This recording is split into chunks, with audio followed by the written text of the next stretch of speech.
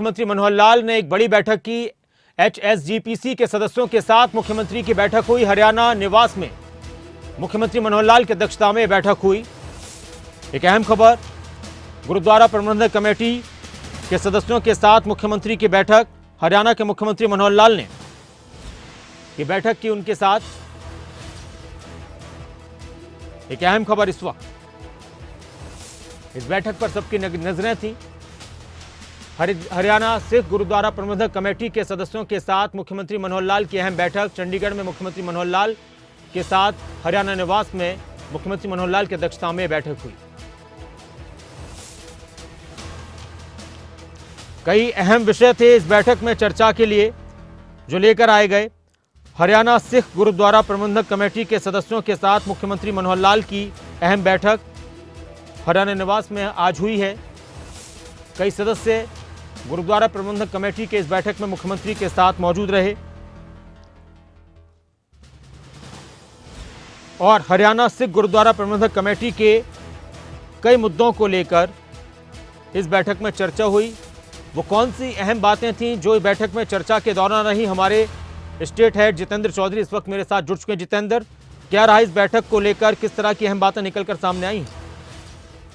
देखिए, बिल्कुल नासिर, इससे पहले भी हमने खबरें अभी तक के दर्शकों को बताया था कि किस प्रकार से जो चुनाव से पहले की तैयारियों के तौर पर ये बैठक देखी जा रही है और इलेक्शन का फॉर्म जो है गुरमुख, हिंदी और इंग्लिश भाषा में होना चाहिए। इसको लेकर के ये तमाम चीजें तय की गई है। इलेक्शन को लेकर के ये कह सकते हैं कि ये तमाम जो गाइडलाइन है वो सामने निकल करके आई है। पंजाबी अध्यापकों को इसके लिए चुनाव का नोडल अधिकारी बनाने की बात भी सामने आई है। साथ ही साथ 18 साल से ऊपर जो भी सिख महिला या पुरुष है वो अपने सबूत दर्शा करके इसमें वोटिंग कर सकते हैं। साथ ही हरियाणा से डोमिसाइल भी होना इसको लेकर के आवश्यक यहाँ पर बताया गया और चुनाव लड़ने के लिए गुरसिख अमृतधारी होना चाहिए। ये तमाम शर्तें जो है वो रखी गई है मुख्यमंत्री मनोहर लाल के साथ। आज हरियाणा निवास में ये बैठक जो है वो हुई थी।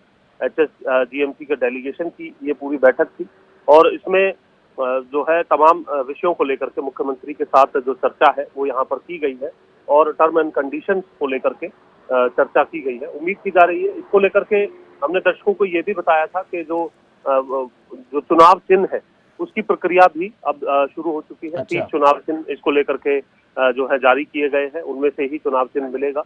गुरुद्वारा जो चुनाव समिति है उसकी तरफ से इसको लेकर के जो नोटिफिकेशन जारी करके इसकी जानकारी भी दी गई है और अब ये कह सकते हैं इस बैठक के बाद अब इसकी प्रक्रिया और आगे बढ़। अच्छा जितेंद्र, कुछ ऐसा भी है कि जो शर्तें थी और जो सुझाव थे या जो उनकी मांगे थी, इसको लेकर आने वाली कोई फिर बैठक होगी, फिर से कुछ चर्चा होगी?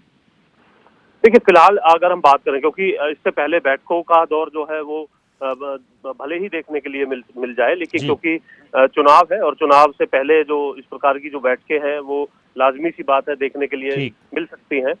लेकिन आज की जो बैठक थी उसमें इन तमाम गाइडलाइनों को, टर्म एंड कंडीशंस को, जो आपत्तियां हैं उन तमाम विषयों को मुख्यमंत्री के समक्ष जो है वो रखा गया है, क्योंकि एक बड़ी कानूनी लड़ाई इसके लिए लड़ी गई थी। क्योंकि इससे पहले जो गुरुद्वारा कमेटी है वो पंजाब और हरियाणा की संयुक्त तौर पर चलती थी, लेकिन कोर्ट में जाने के बाद हरियाणा को जो है अलग से गुरुद्वारा प्रबंधक कमेटी बनाने का जो रास्ता है वो साफ हुआ था। और अब अगर हम बात करें तो इसके चुनाव की प्रक्रिया को लेकर के इन बैठकों का दौर देखने के लिए मिल रहा है और अपनी आपत्तियां भी एडहॉक कमेटी की तरफ से मुख्यमंत्री के समक्ष रखी गई। शुक्रिया जितेंद्र, पूरी जानकारी के लिए, बातचीत के लिए। और HSGPC के सदस्यों का क्या कुछ कहना है इस बैठक के बाद, उनका बयान भी सुनते हैं। विशेष तौर पर CM साहब ਨੂੰ ਫੁੱਲਰ ਸਾਹਿਬ ਨੂੰ, ਸੰਜੇ ਭਾਟੀਆ ਜੀ ਨੂੰ, TP ਪ੍ਰਸਾਦ ਜੀ ਨੂੰ, ਸਾਰਿਆਂ ਨੂੰ ਮਿਲੇ ਸਾਂ। ਸਾਡੇ ਜਿਹੜੇ ਹਰਿਆਣਾ ਸਿੱਖ ਗੁਰਦੁਆਰਾ ਮੈਨੇਜਮੈਂਟ ਕਮੇਟੀ ਦੇ ਵੋਟ ਬਣ ਜਾ ਰਹੇ ਨੇ ਉਹਨਾਂ ਵਾਸਤੇ ਕੁਝ ਤਰੁੱਟੀਆਂ ਸਨ, ਉਹ ਸਹੀ ਕਰਾਉਣ ਵਾਸਤੇ ਆਏ ਸਾਂ। ਉਹ ਕੀ ਕੰਮ ਸੀ ਕਿ ਜਿਹੜਾ ਫਾਰਮ ਛਪਿਆ ਹੈ ਉਹ ਪੰਜਾਬੀ 'ਚ ਹੋਣਾ ਚਾਹੀਦਾ। ਉਹਨਾਂ ਆਖਿਆ ਗੁਰਮੁਖੀ 'ਚ, ਪੰਜਾਬੀ ਗੁਰਮੁਖੀ, ਉਹ ਬਿਲਕੁਲ ਗੁਰਮੁਖੀ 'ਚ ਹੋ ਜਾਏਗਾ। ਉਹ ਬਿਲਕੁਲ ਹੀ ਅੱਜ ਹੀ ਉਹਨਾਂ ਆਰਡਰ ਕਰਤੇ ਨੇ, ਉਹ ਗੁਰਮੁਖੀ ਛਪਿਆ जाएगा। फार्म ਜਿਹੜਾ है अगो गुरमुखी से आएगा। अंतरिम समय में किसी के पास नहीं है जिम्मेवारी, पर जिस तरीके से दफ्तर सुचारू रूप से चल रहा है और जो भी अगली कार्रवाई होगी उसके बारे में आपको सूचित कर देंगे जब भी होगी। आज इस विषय पे कोई निर्णय नहीं लिएगा, इसके ऊपर कोई चर्चा नहीं होगी। चुनावों की तारीखों को लेके पहले तो हमारा 1 सितंबर से लेके 30 सितंबर के बीच में वोटर लिस्ट तैयार होगी, वोटर लिस्ट एक बार बन जाएगी। उसके बाद जो अगली प्रक्रिया है वो हरियाणा इलेक्शन कमीशन, जो gurdwara election commission, justice HS Bhalla साहब इस बारे में जानकारी देंगे, क्योंकि वो इसको